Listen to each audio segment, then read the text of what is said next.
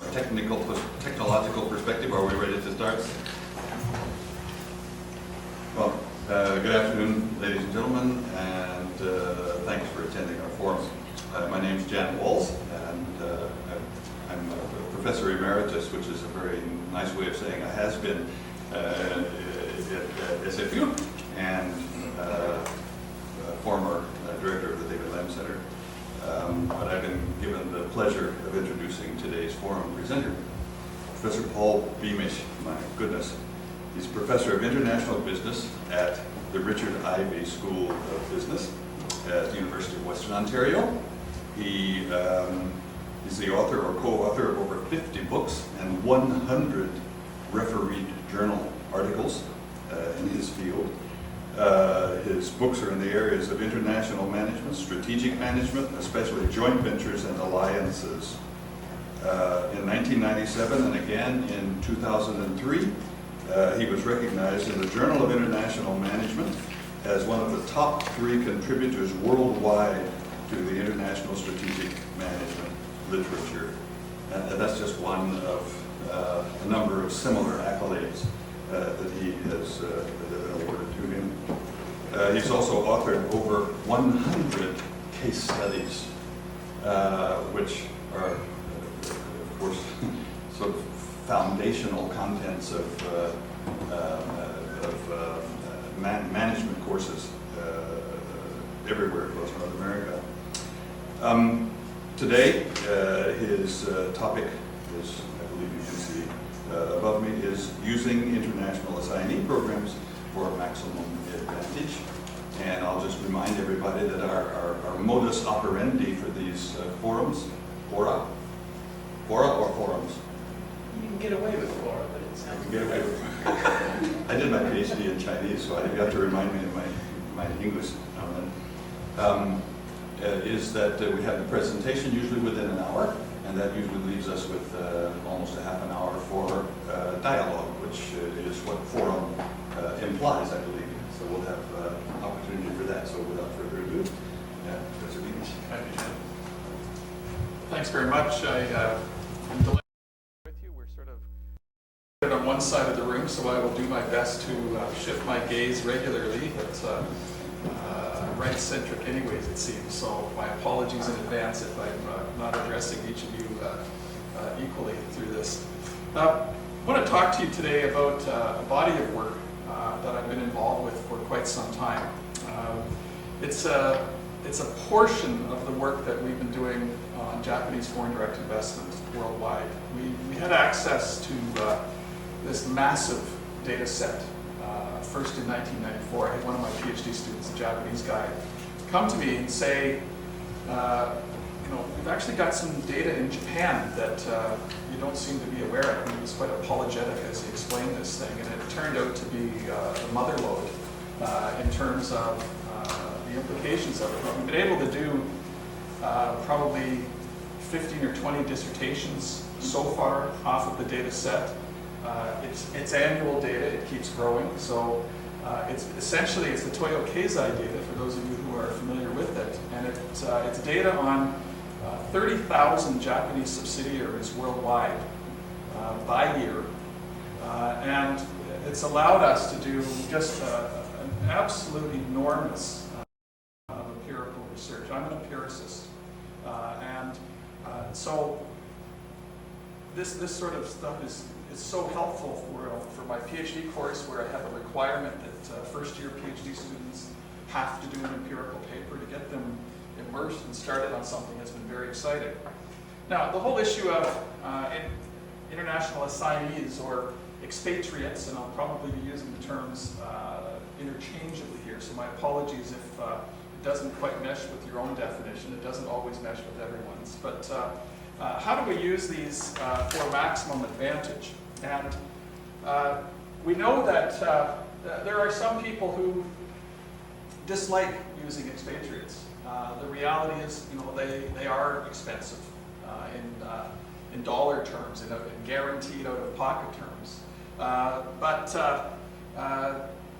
I think there's solid, enduring reasons for them. I can't imagine in most organizations completely getting away from expatriates. but not all situations equally warrant the use of expatriates or international assignees, and not everybody should be sent. There's certain people who really should stay home.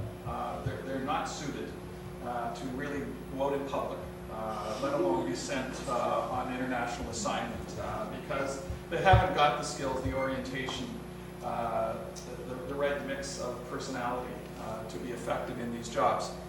So what I wanted to do is share with you, not case studies in this instance, what some of the research studies that we've done. I want to share a body of studies, and so the 3 presentations that I've done at Simon Fraser, all of them have synthesized. One has synthesized about a whole lot of work on equity joint ventures. One has synthesized about a whole lot of experience with internationalization initiatives that I've been involved with for over 25 years. And this one will synthesize, I think, 7 published studies that we've conducted that look at various dimensions about the use of expatriates or assignees.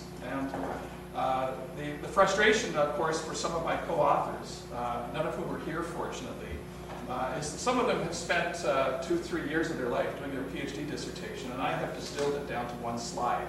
And so they've all been terribly insulted when I do this, in a matter of minutes, sort of, well, that's what he or she had to say next. But such is life. At least they had a slide, is what I tell them. Okay? There's some people's work, we just, we wouldn't even want to burden you with, because there just wasn't enough there, potentially. So what I'm going to do is I want to challenge some of our assumptions about the use of expatriates, about the use of international assignees, because I think that there are some assumptions that are misplaced. And I'm an empiricist, and I don't apologize for being an empiricist. I'm one of these people who always says, that's an interesting point, where's the data, where's the evidence on it? And so tried to bring some evidence to bear. I'm not suggesting that all of this research is universal in terms of the generalizability. As I say, most of the studies, and I'll tell you where there's exceptions, have used this huge Japanese data set. But I think the Japanese are important enough in the global economy that they should not be ignored, given the size of the economy. And I actually do think that many of the findings will be proved generalizable in certain respects to other countries of origin. So, for those of you who are from the practice side, I don't know if we've got any practicing managers here. I've delivered this speech once more to a group of practicing managers, and this was my pitch. I want to save you each $1 million. Because the reality is you can absolutely save $1 million if you get this right, or you can lose a whole lot more than $1 million if you get this wrong. And so it got people's attention when I used this before with executives, because they know exactly the financial implications of a significant misstep with respect to the use of assignees. So, now, I'm going to draw on some of my background for this. I used to work for Procter & Gamble before I went into academia. I've played a significant role in establishing our campus in Hong Kong. We were the first North American business school to have a campus anywhere in Asia Pacific. And so involved in selecting the people who we sent over as expatriates, as our first assignees there. I've read a lot on the subject of this. I was the editor-in-chief of Journal of International Business Studies for 5 years, so in that period I read for a living. Well, some people would say I rejected people for a living, but that goes with the reality of referee journals. And I've, as Jan mentioned, I've done some complementary work in terms of trying to understand what's going on via case studies and so on. We get much deeper into individual situations. But I want to talk about 4 old stereotypes, because I think there are stereotypes provide a selection of research findings, and of course this is a constantly evolving sort of presentation because there's a whole lot of ongoing work that we're involved with, stuff that's a glint in somebody's eye, and others things that are sort of in third review at journals. So some of that is maybe a future one-page slide down the road. And then I want to throw out 4 prototypes to provoke a bit of a discussion amongst everyone about the use of expatriates. So, just to review very, very briefly, and some of this stuff everybody here is, I think, well familiar with. Why do some people dislike using expatriates or international assignees? We know the cost.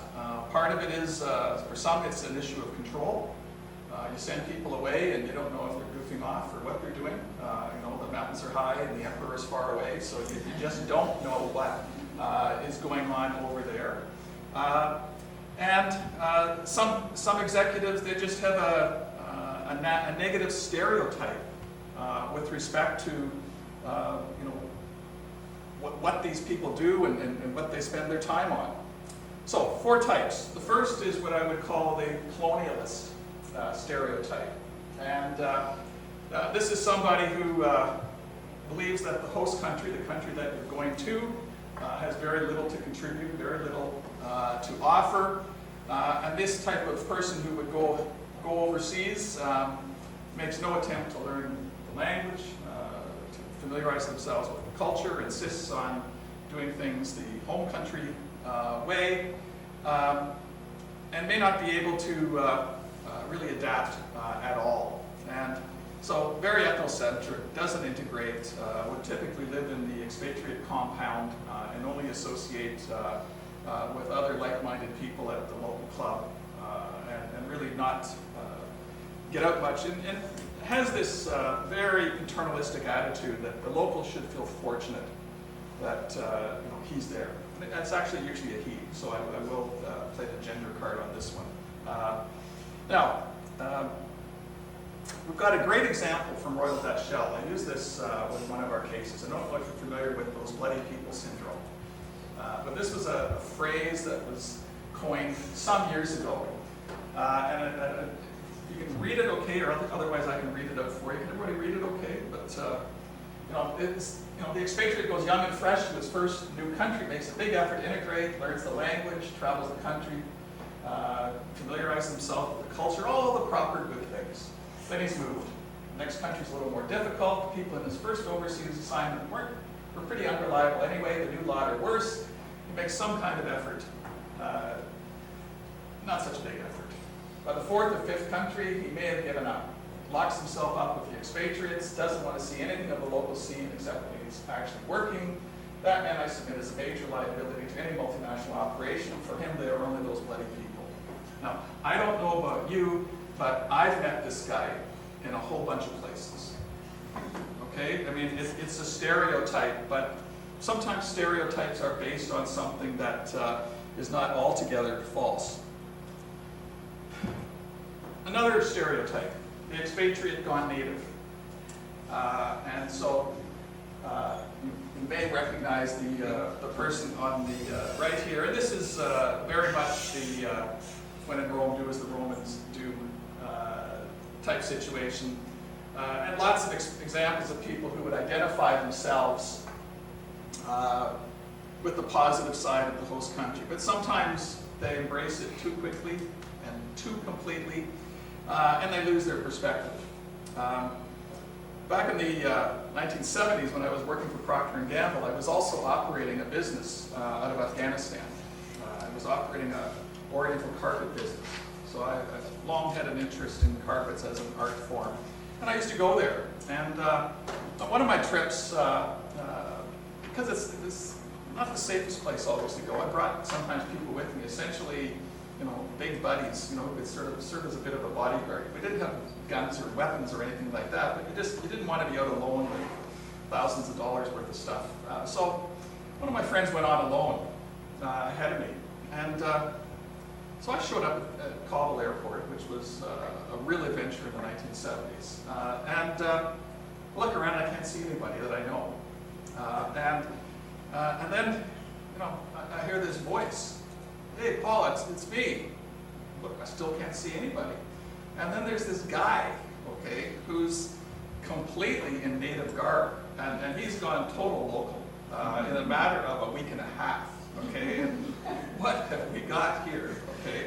Now that's more of the extreme example, but these people, they can lose sight of, what they're supposed to be doing for their own organization, and they can fail to transfer the kind of knowledge back to the host country, which is one of the reasons that we'd actually use expatriates in the first place.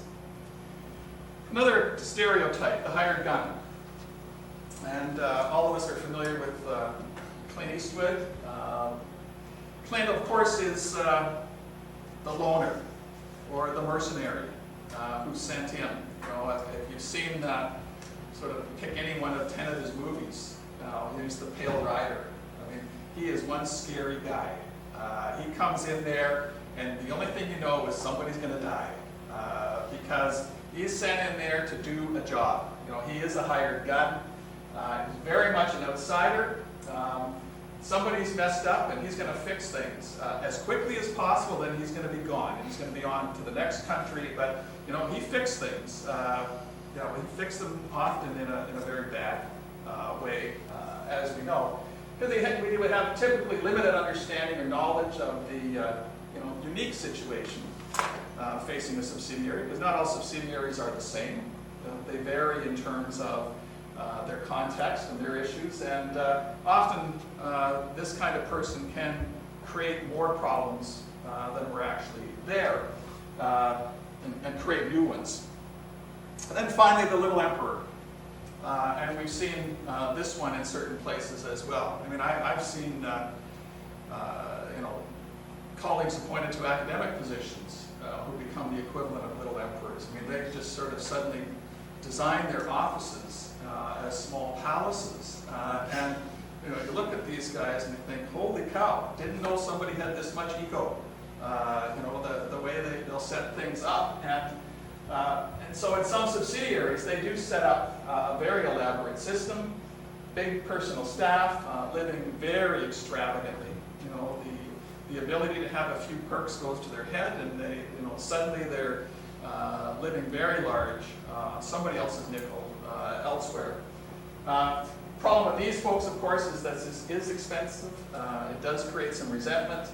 And it may create structures that make it impossible to transfer leadership to a local manager, because sometimes the expatriates you use, the intent, of course, is to transfer over to somebody local, and suddenly you don't want to create a situation where somebody's had all these huge trappings, and then suddenly welcome to the closet. There's got to be some sort of middle ground here. So we've got these four stereotypes, but the international assignee process has got to be based on more than stereotypes. So where do we go? As I mentioned, one of the things that we've done is to utilize a whole lot of academic studies, and I think there are people here and people at many other institutions who could do something similar with their own body of research to illustrate some of the challenges and possible solutions. All of these studies that I'm going to talk about, they started with a problem or a question. They didn't start with theory. They started with a managerial problem. And so they're phenomena-driven. These are the questions that when I talk to managers, what's on your mind? I mean, this is often at the root of the kind of work that I historically have done. Okay, so there's 7 slides that I'd like to, 7 questions that I'd like to consider very briefly, and they're listed here.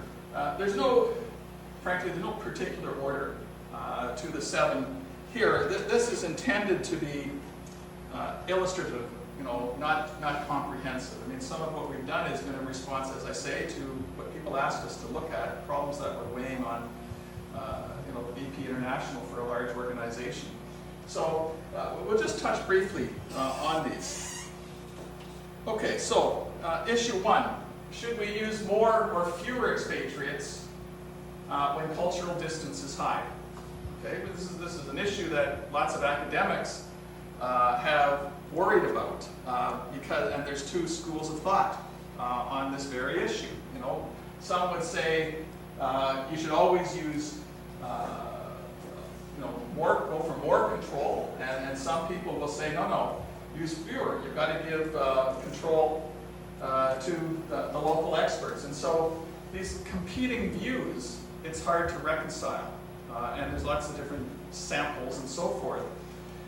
You know, what we do now, and increasingly in academic research, is we put in more variables. What are things moderated by? What are they mediated by?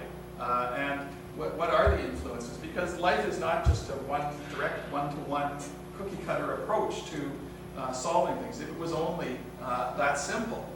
So what we found is that firms will use expatriates in countries when the institutional cultural distance is great, it's high, but it leads to and cultural distance leads to a desire for greater control in new subsidiaries, but less control in old subsidiaries. So again, this is not a linear relationship. It's most good research will talk about it depends. It depends on certain things when these conditions apply, and so. This was a study that we published in 2004. So, initially the advantages of control outweigh the benefits of local knowledge, but over time, subsidiaries learn and establish proper procedures for communicating and working with the parent firm and other units. Thus, the advantages of using the original number of expatriates will diminish over time. Okay, so not a surprise, but it's nice to be able to say with some confidence what the relationship is. So the interesting thing is you never though get to zero. In most organizations you don't get to zero. They're actually in many subsidiaries typically. There are advantages in keeping some subsidiary managers involved, using some expatriates, some international assignees. So there will be a declining use, but certainly having them there for management development reasons, for control reasons, certainly that seems to be the preferred way when we relate it to performance. Okay, second example. What types of knowledge can expatriates transfer best to subsidiaries? And the reality is we can use expatriates in a lot of different ways. Some of it's to help on the marketing side, some of it's to help on the technology side, and so on. So we contrasted two of these. And certainly, technology is a firm-based knowledge asset. Marketing is a location-based one. It's one that's demonstrated in the home country, traditionally. And what we found, again, is it depends. When the subsidiaries are young, they benefit from having more subsidiaries if the parent firm has a high level of technological knowledge. However, marketing knowledge is much less transferable. And there are, you can in fact waste a lot of money by trying to transfer marketing knowledge over when you don't know anything about the market yet. And it makes more sense to delay before you make some of the big marketing investment, because you're just often going to misspend it. You're going to spend it on things that aren't going to give you the kind of benefits that you're looking for. So we know that the sort of marketing knowledge is likely to be country specific, not country bound, so we need to develop that skill before it's going to be useful. So again, expatriates as knowledge transfers, it depends on the type of knowledge and on the age. Okay, again, not anything that is going to be necessarily shocking, except it's not what the literature usually was saying. Okay, you have to introduce more variables to get to a more nuanced discussion and conclusion that we can back up. And that's the role, of course, for academics. This is one of our responsibilities, is to try to contribute more informed perspectives on at least what's going on and perhaps some of the reasons for it. Now, Third one is on the value of excess expatriates in a subsidiary. And as soon as you say excess expatriates, you start thinking of waste. Oh, we can't have anybody who's not 110% fully loaded. Now, the challenge here is, do you leave people some slack time? Some people say academics have a huge amount of slack time. They wonder what the heck they do most of the time. We know what we're supposed to do. We would argue that we're learning about things that we can share. But when it comes to us helping to train managers, the idea is, we got to get this person's schedule filled up from 6 in the morning till 1 a.m. And they don't need that much sleep. We got to overschedule. Doesn't make sense because there is a school of thought. Those of you who have read some of the original work by Edith Penrose, The Theory of the Growth of the Firm, and talked about the merits of slack, of being slightly under schedule, and the implications. So, slack time we find can provide expatriates with an opportunity to innovate and expand. Because if all resources are being used, the firm can't grow. And expatriates, the good ones, they're opportunity seekers. They're in fact looking for ways to grow the business. But if they're scheduled on, this is what I have to do, as opposed to how I might grow an organization, it's a mistake. And so this is one that certainly some people would argue is surprising. That in fact you can have this idea of the virtues of slack. Now, what do we find when firms have high levels of experience and more expatriates than average for the industry? These folks do tend to seek out opportunities that will improve the subsidiary's performance. Okay, and so sometimes being over efficient is a mistake. Sometimes trying to drive out all discretionary time to create new businesses is a mistake.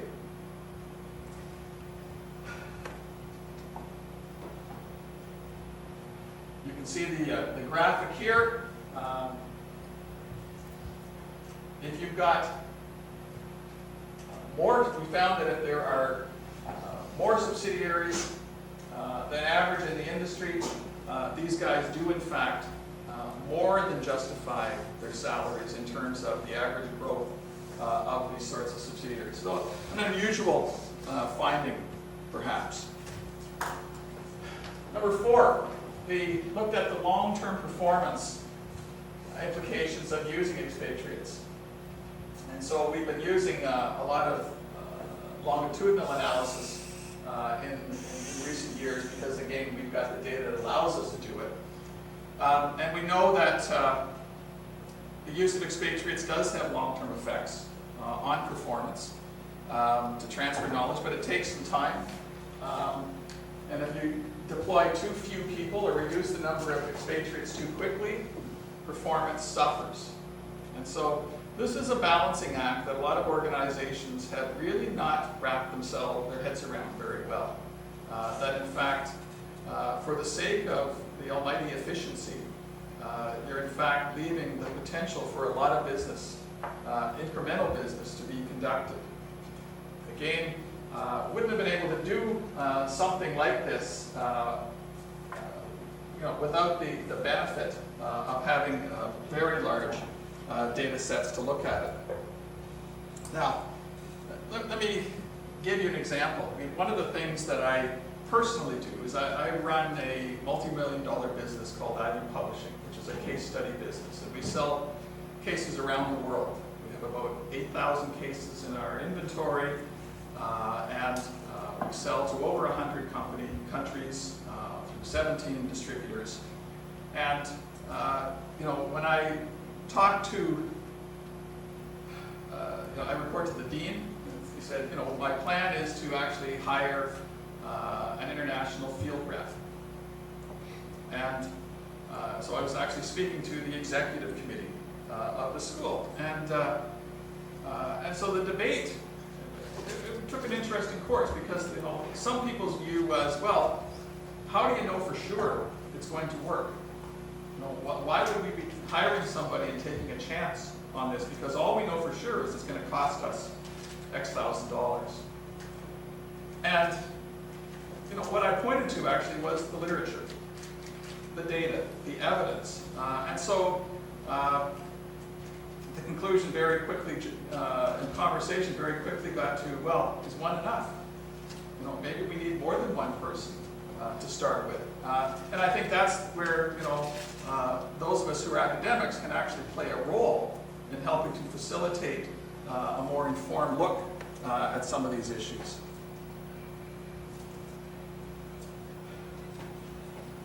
We found here that when a firm uses more expatriates in new subsidiaries and recalls them at a slower rate, sales improve. It's a big statement, but we've got a big data set to back it up. So controlling 4 country of origin Japanese subsidiaries with a sample size of just shy of 5,000 subsidiaries on this one. This is what we felt comfortable concluding.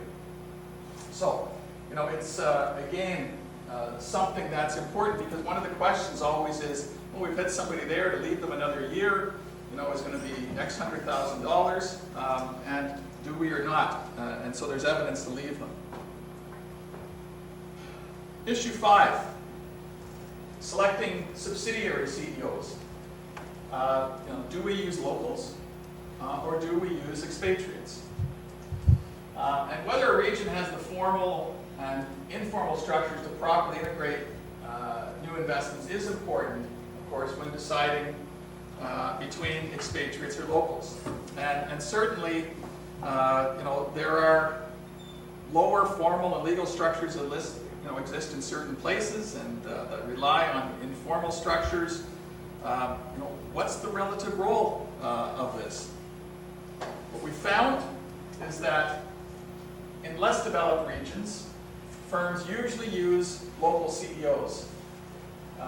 More so for highly internationalized firms because they have more sophisticated systems and procedures to manage local managers. But expatriate CEOs are an advantage to firm performance in more developed regions because they can put their global expertise to work with their experiences that is a better match to the environment. So part of the reality is if you're matching an expatriate to a subsidiary, not all countries are equal in terms of the ability to use them.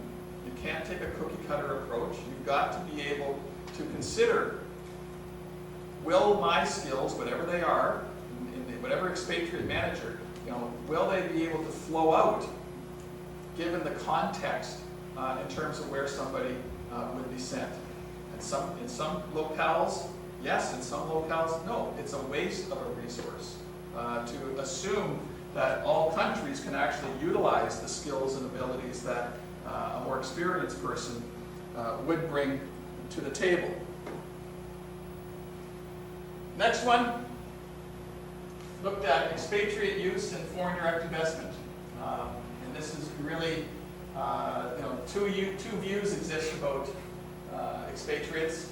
When the local attitude towards foreign direct investment is positive, the pros of using them is they'll be accepted and trusted.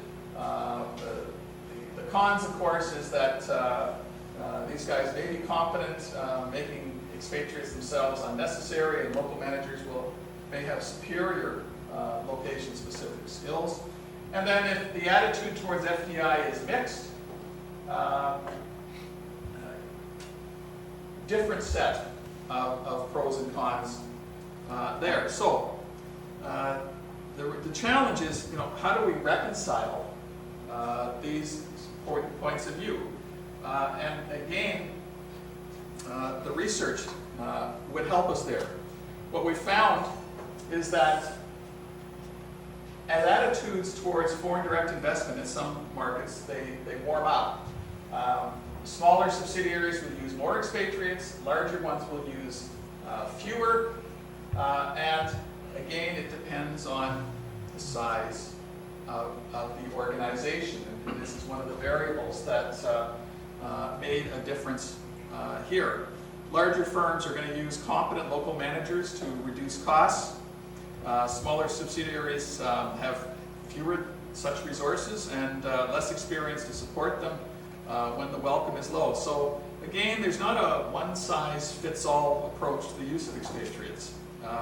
Countries differ hugely, as we know, in terms of their infrastructure, the attractiveness, the culture, and so the question I always ask students on certain issues is, PhD students is, do you think you'll know more 10 years from now?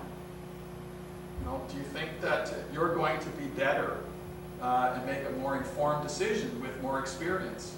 And what are the implications? And so the folks who have got 10 more years of experience, all else equal, is it the people, do you need the people with the extra experience for this particular situation, or would more people be suitable, perhaps that don't have the same breadth of experience? So it matters, the age and the experience level. Okay, then the final one that I'll just talk about, and again, this is a very quick walk through 7 studies. What about during economic crises? And what we found here is that expatriates are in a better position than local managers to make use of multinational networks. And this is not a big surprise.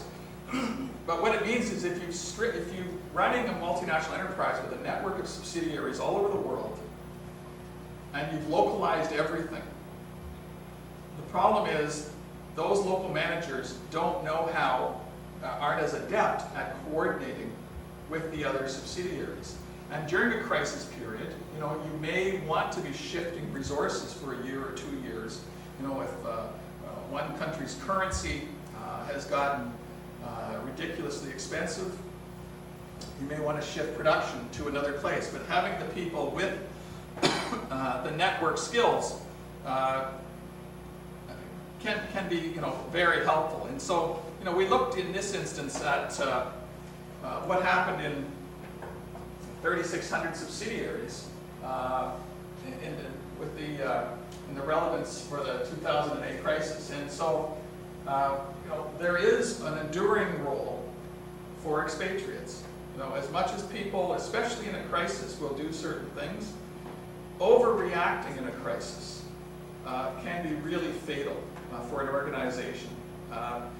Yes, things may be tough, okay, but assuming they're going to be tough forever is the wrong move. And so finding a way to maintain some semblance of an operation, maybe you have to shift some resources for a short period of time, but shutting things down really creates some difficulties when you want to actually go back into the market. So we found that, and this is back from the Asian economic crisis, subsidiaries with a greater ratio of expatriate managers actually had a higher survival rate, especially in joint ventures.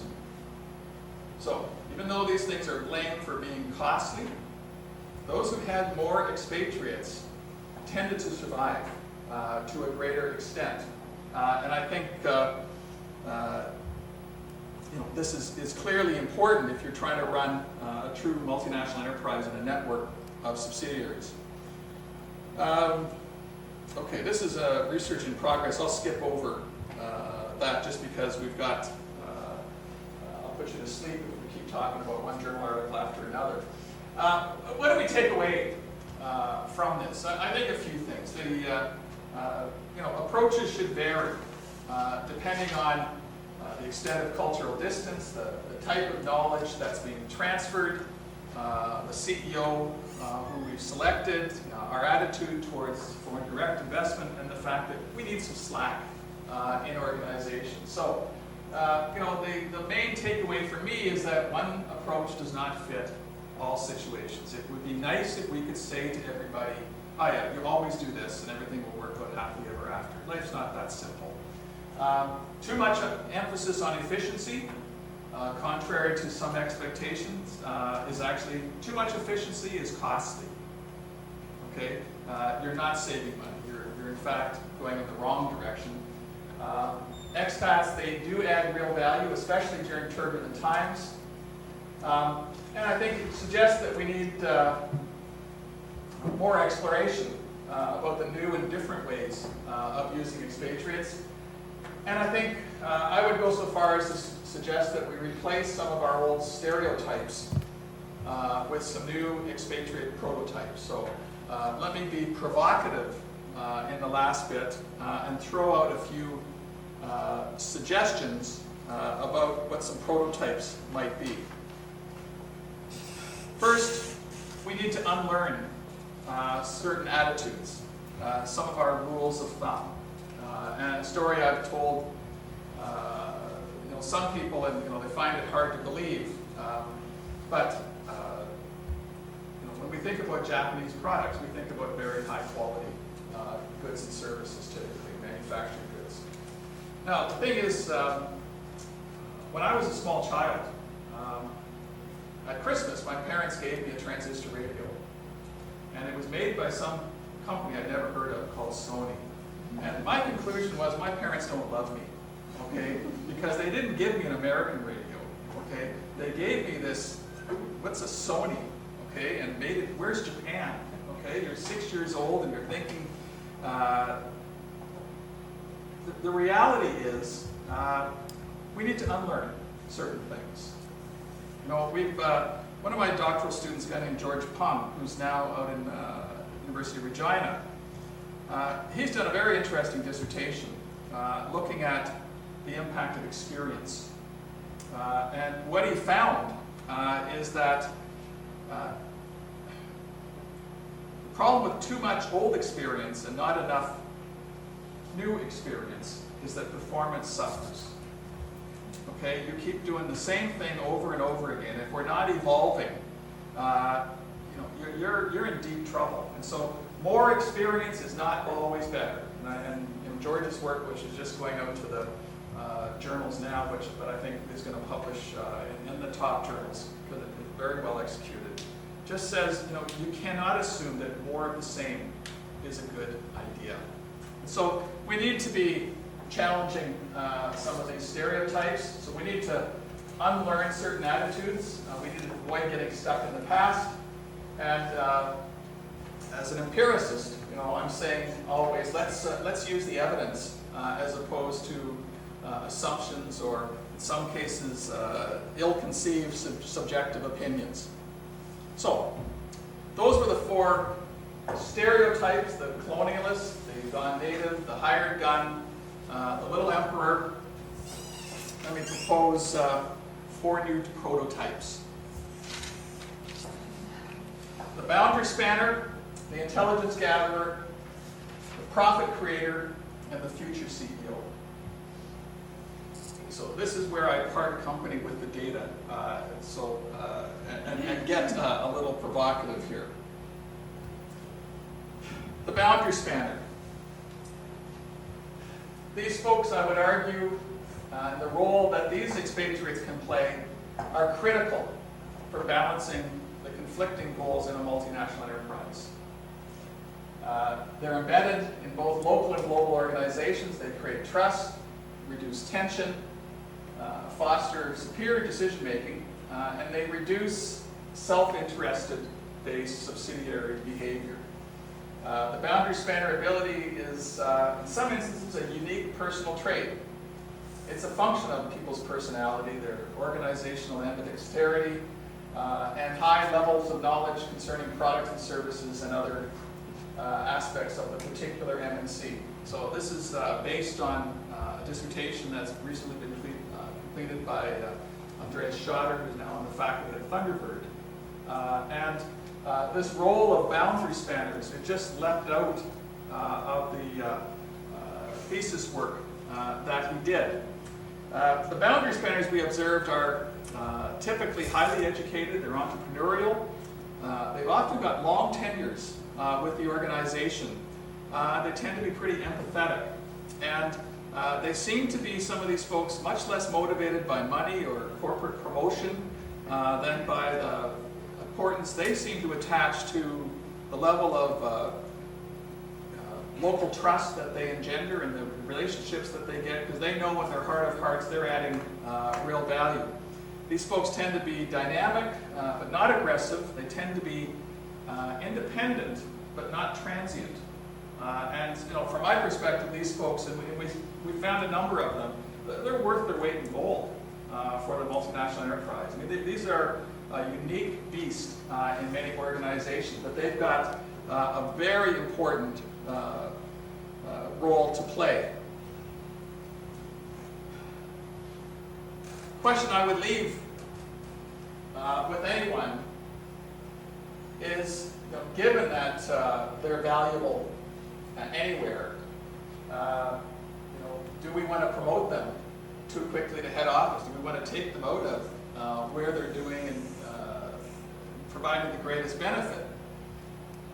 The question I left for the corporate people when I talked to them about this is, given that these folks matter for long-term viability, how many boundary spanners do you have in your organization? What are you doing to groom, to create, to develop people who can play such a role? And in some organizations, it's just totally left to chance.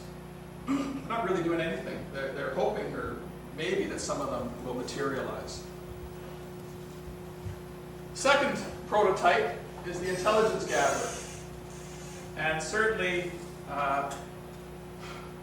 where innovation originates has changed over the decades. It originates everywhere now. It's not just a top-down, centralized function, all coming from a central laboratory. And so, the kind of prototypical role that I would argue we need to see more of from expatriates is the role they can play as intelligence gatherer. We have this greater need for rapid and coordinated innovation and learning. And it's being driven by things that we're all familiar with: shorter product life cycles, greater cost of R&D, the emergence of global competitive technology standards, and of course, what the competition is doing. And so I think that expatriates have a big role to play here. And this is evolving. Those of you who are familiar with the Bartlett and Goschal approach to the transnational organization. I mean, this is a slide that Chris and I use with our textbook that just talks about the evolving role over the decades for people who can serve as global scanners and learners within large multinational organizations. I mean, it was a certain type 30 years ago, 40 years ago, and now it's much more the global scanning and learning role that these folks are being called upon to play. And so the old expatriate is not the new expatriate necessarily. If we're going to gather worldwide intelligence, there's a need to capture external diversity.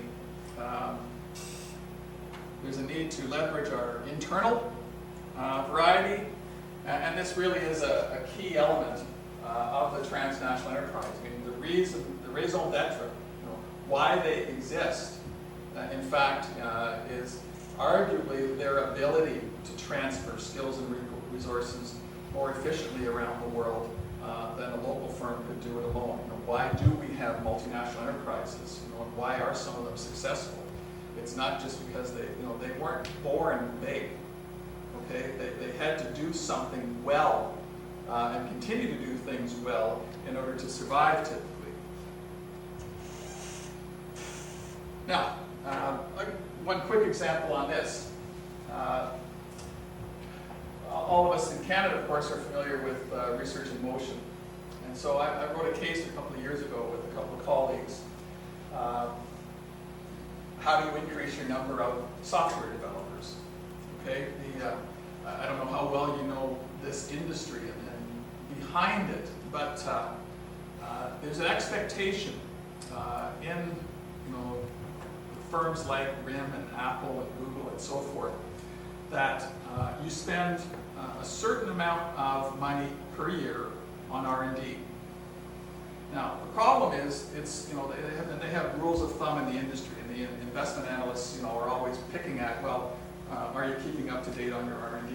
Well, the R&D for these folks is not some bigger machine, it's people, okay? It's competent people. So, picture the problem. You're growing at 30% a year, sometimes 30% a quarter. Where do you find 30% more world-class people every year? So CASE focuses on, taking your existing approach, only more of it, grow and expand geographically, acquisitions or source globally. The answer to this one, of course, is all of the above and then some. You need to literally do all of these things to do it, but there's a big role for expatriates here. And when we talk to the people at RIM, this RIM is in some ways a really big little company. It's growing out of Waterloo, Ontario. I live there in Waterloo, and this place, they're just mushroomed. But suddenly they find themselves playing at this absolute major league level, and they need a lot more technical people, and they need a lot more people who can manage the technical people. They have to become a much more globalized organization. There's a huge role for the expatriate to manage a much more global organization. Third prototype I'd lay out is the profit creator. One of the analogies I use even in our business school is the number of people who I characterize as million-dollar employees. There's lots of people in most organizations who have the ability to destroy $1 million worth of value a year, or create $1 million worth of value a year. And typically they're not being paid anywhere close to $1 million, but they have, by their actions, the ability to influence a lot of wealth creation or destruction in the organization. These folks, I would argue, and many are expatriates, they should not be taken for granted. They should not be stereotyped. They shouldn't be micromanaged, nor should they be moved out too quickly from the locations where they're currently adding value. Let them add the value they're capable of adding. So, I've seen organizations that pull out of markets too quickly, then try to go back, and they've lost all credibility. And one's competitors will remind everybody that these were fair weather friends, and so again, this pulling out too quickly. These folks can add a lot of value and shouldn't be taken for granted. And then finally, the future CEO. We found that we know that research has found a positive relationship between CEO's experience and firm performance, that managers with unique experience are able to draw, with international experience, able to draw on their unique experiences and make sense of problems in a more dynamic way.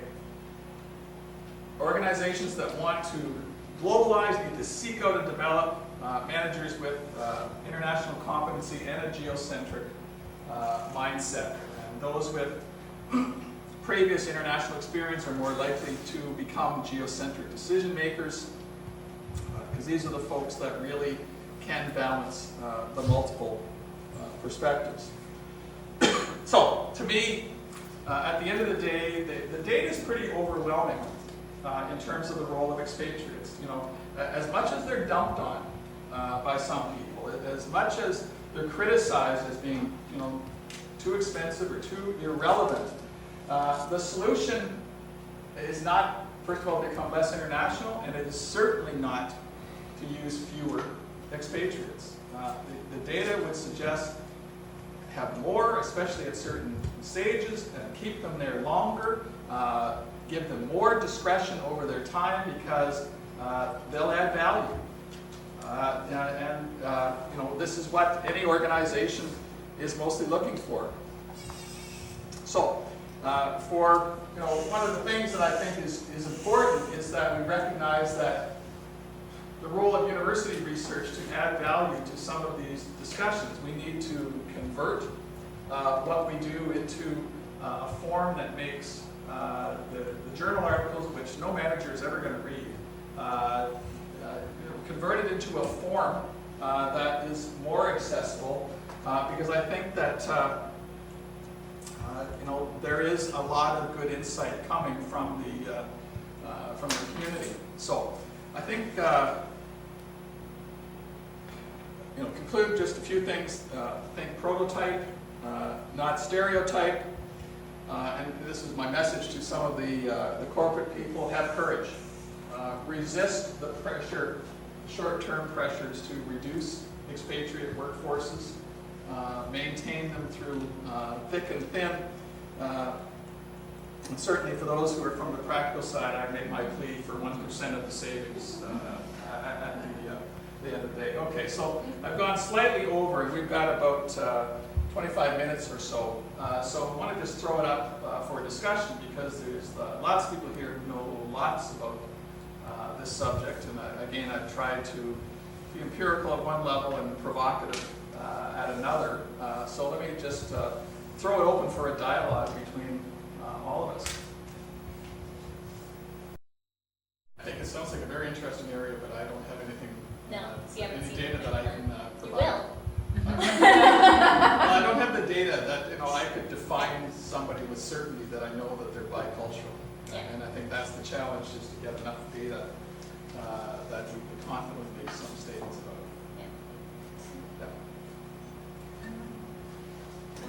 Yeah. When you're talking about international assignees, today, because of the costs involved, a lot of companies would like to send people for shorter, maybe several-month projects and so forth. To what extent do you think the research would apply to those sorts of people?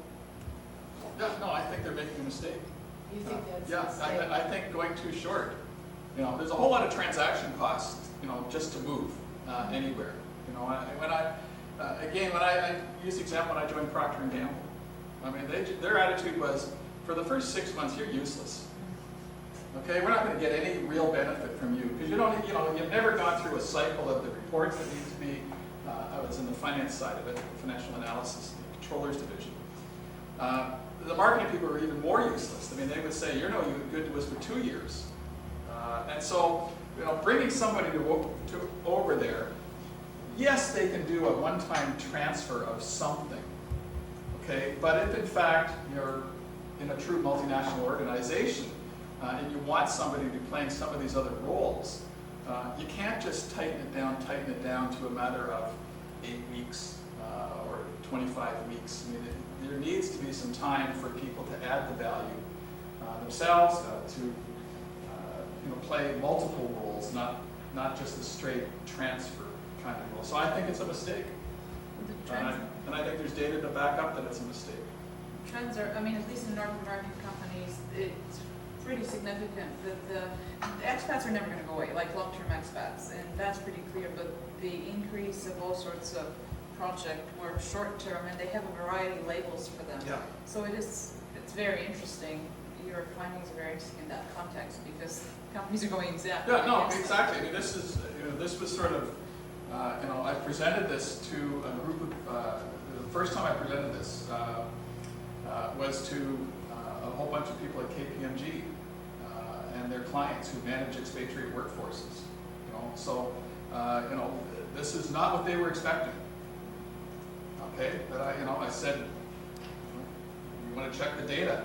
I'll loan you the data. We sign something for it, and you can run it yourself. Okay, and they were really surprised at some of these conclusions, because again, this whole issue of slack and the importance of not overscheduling, it's anathema. It's the exact opposite of what we've been teaching everybody to do: get more and more efficient, get more and more productive, measured according to what criteria. Okay, and how do you measure productivity? Part of it is, and this is what we know as academics, you need some time to sift an idea. You need to experiment a little bit. You can't do it on an 8-week assignment. So Certainly we see the pressures. I mean, we've got some people, closest research I know is there's a couple of dissertations that are underway at our school on returnees. People have gone away and have come back, one done in China, one underway in Korea right now. But the jury's still out in terms of what the results will be, so I can't talk much there.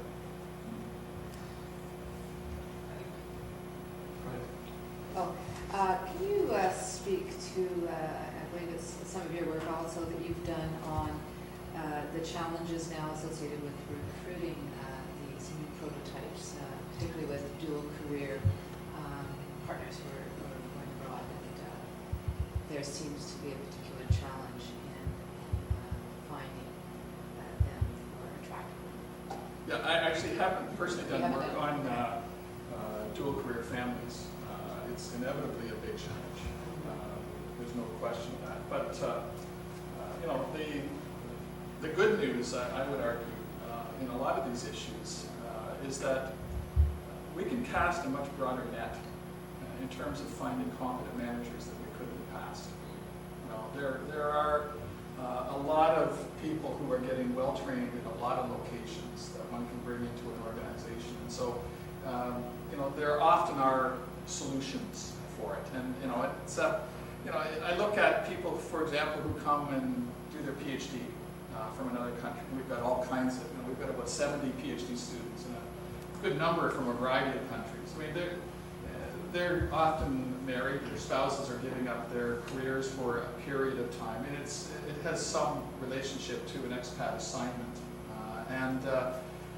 You know, people make family decisions to have more children at that stage. That's a common observation that I see.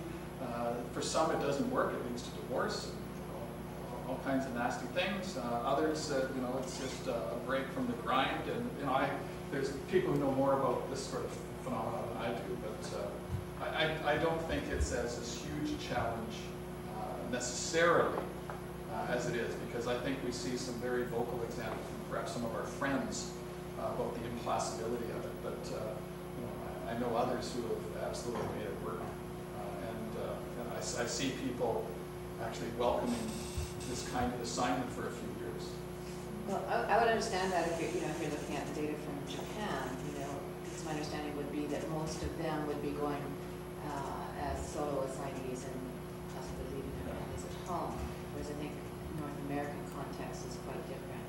And in most cases, it would be looking at bringing partners and families along. So I'm just curious.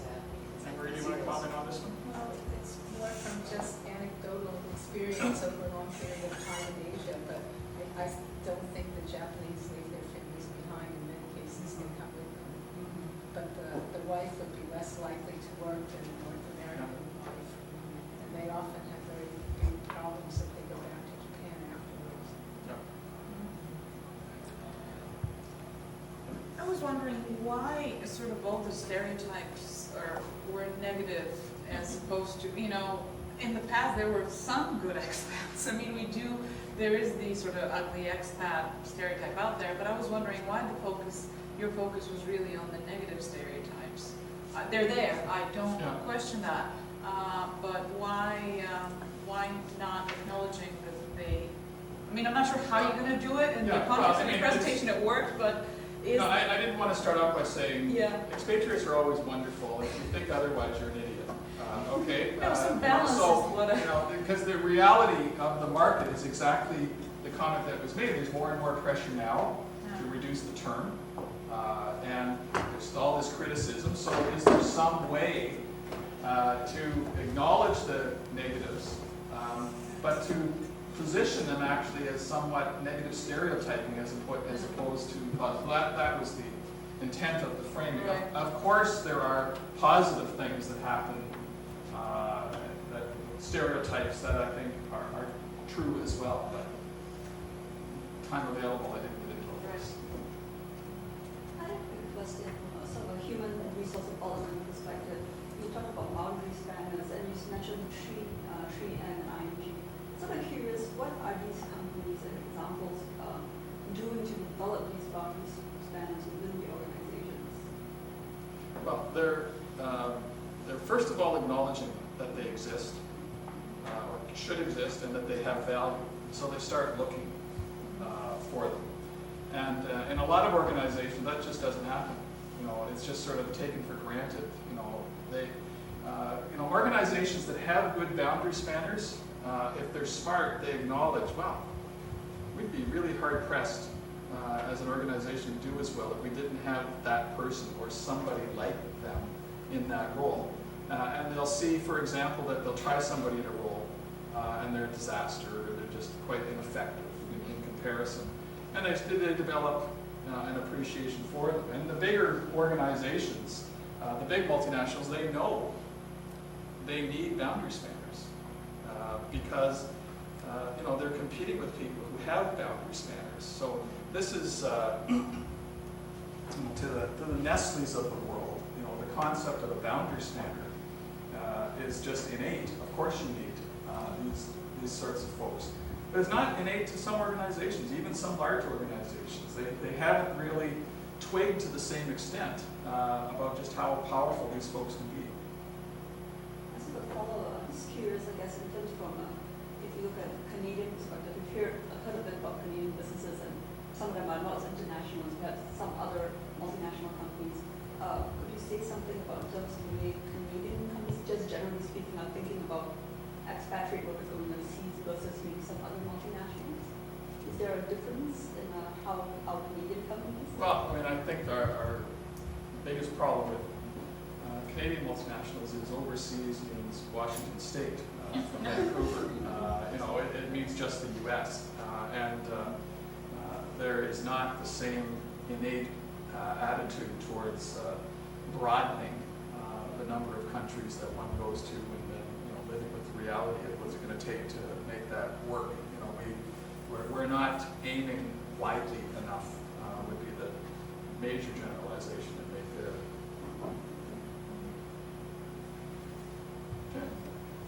A question and a comment. When you recommend attitudes such as over-efficient is a mistake or too much efficiency is costly to, let's say, to a business leader, do you ever contrast efficiency with effectiveness? Yeah, well, of course. That's what we start getting into. But the attitude for a lot of these folks about efficiency is, hey, I got good news for you. I'm going to give you a cell phone. And now I've got better news. I'm going to give you 2 cell phones.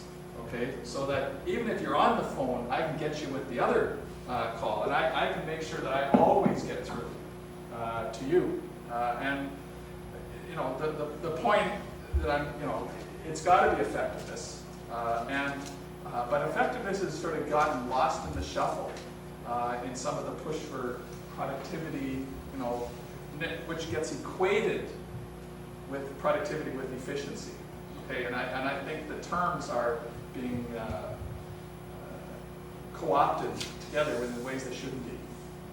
Yeah, I agree. I get nervous when I hear people focusing on especially the efficiencies outside the context of effectiveness, which to me is the goal. The goal should be effective. Just a comment. You use the term unlearn certain attitudes. Yeah. I have a feeling that some, let's say, monocultural Anglophone watchers or listeners to that will associate that with some kind of mysterious Oriental, empty the mind, kind of a Zen sort of thing. I didn't intend it that way. Okay. Well, no. But what I wanted to suggest was learn alternative attitudes. Yeah. Therefore, you don't have to create an empty space which has a kind of a mystical Zen thing. But by learning alternative attitudes such as those that will exist in your host nation, whatever. That's probably a better positioning way for it. I'll use that. Thank you. Just a suggestion. Good idea. Yeah. I actually have 2 questions. One is when you say using more expats would bring more entrepreneurial attitude, more innovation, more profit. Does this balance the keeping the expats for a longer time? Because as when you say for instance, localizing your subsidiary basically is much cheaper than having an expat living over there. Yeah. So would it basically balance it out or not? Meaning that the profit would be better? Yeah, I mean, what I'd be arguing is that, what I guess I'm flailing against is this idea that, oh, we only need them there for 3 months or 6 months or 1 year. I just think this is dumb. And we need them there a little longer to actually create the real benefit for the local organization that transfers back to the central organization or to other subsidiaries. And so it's not a question of leaving them forever. It's not a question of, oh, they're here for 7 years. I just say they should be there for more than 7 weeks, okay, or 7 months, okay, for us to capture the value from those folks. Of course, there's reasons why we would reduce the number of expatriates over time, because you'd be able to transfer a lot of the skills to competent local managers and you'd reduce costs. Nobody's challenging that. It's just getting anal about it that I'm arguing against. Trying to do it in the extreme. And the second question was about your third prototype, which is the property creator. Wouldn't you say the first 2 prototypes, if they work well, actually automatically would be the third prototype? Ideally, yeah. But that was Can you explain a little bit more about that property creator? that's an attempt to focus on this concept of $1 million employees and value creation and value destruction. And I decided to make it a distinct one because it actually, in my experience in dealing with CEOs, it actually resonates very well. That sometimes they haven't thought of it in exactly those terms. Okay, but of course the 2 previous types would exactly be examples of this, but it's just to underscore just how much positive or negative impact certain people can have, and which of your expatriates, if any, are $1 million employees. Which ones are sitting at home watching TV instead of out drumming up new business for you and missing an opportunity. These people are highly variable, and reminding them that keep the good ones there a little longer and pull the plug on the bad ones a little faster if it's not working. But again, thinking of people this way was useful. Yeah. So what advice would you give organizations as to how to, you to some extent you've answered some of that, but how would they nurture these types as opposed to create, sort of go along with the old stereotypes? What should an organization do to ensure that they have boundary spanners, future CEOs and intelligence gatherers? What kind of programs or initiatives, or is it merely selection that you would recommend they engage in? I think this would be a great area for further research. Okay, I could share a few ideas from sort of case-based stuff, but this was not the right. It was more so, extending what we can. Yeah, I just think there are, looking at best practice, looking at the organizations that do this really, really well, and in sort of every type of business practice, we can find people who do things better or worse than others, and I think studying what they do and really drilling down to understand, the costs and the processes to do these sorts of things.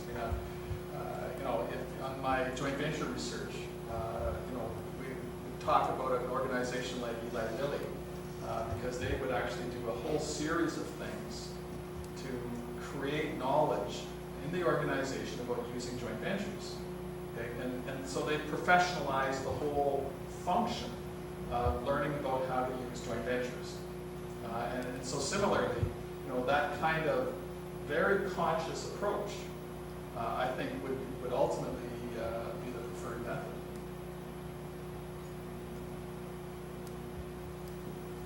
Other questions? Is that one comment? It's not a question or anything. Okay. It's just like about what you said about Canadian businesses. They think internationalization is going to the U.S. I actually think that's the problem with our federal government, that usually looks at it that way. They fail to expand to other countries outside of North America, and particularly the US. And if they provided more resources and set a better example, probably would help provinces, and particularly British Columbia probably is one of them. Well, governments are an easy punching bag always, if you're not in government. But at the end of the day, I actually don't blame the governments. I mean, I don't think it's the government's job, the business I run, I don't think it's the government's job for me to grow my business or to want to grow my business. It's my job. It's my responsibility. And, I have to be the person who wakes up early and stays up late trying to generate, income and profits and brand and all the things that I'm supposed to be doing. And, it's got to be organizations with fire in the belly to make an enduring difference. And folks who really do want to go beyond the easy market and pursue something that's much larger. I mean, the reality is, for a lot of Canadian companies, they've got the skills and abilities to do things. If you can compete in the U.S. market, you can probably compete in a lot of places. I think too many have been fat and happy to stop too quickly with that as opposed to going further. Certainly, I agree with that. It's just like saying that for general public who probably are not thinking, a little bit outside of the box and thinking about the other markets. But yes, I agree totally that it is into the business person that has to think beyond the U.S. just and beyond the neighbor. And I think it's the private sector. Yes, we should do things with government and pull in the same direction, but at the end of the day, we shouldn't wait. We've had enough experience with politicians of all stripes, whether they've been good or bad. Nobody's got a monopoly on good or bad behavior, at least in my experience on the political side. So I think ultimately it comes down to us driving it, the leaders of the organizations themselves.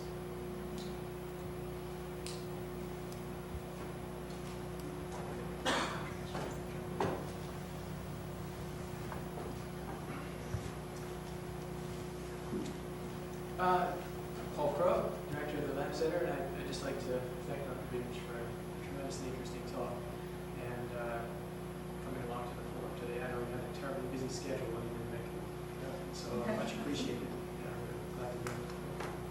Thank you. And, we'll have to leave you with a souvenir. Thank you. The box is oversized, so.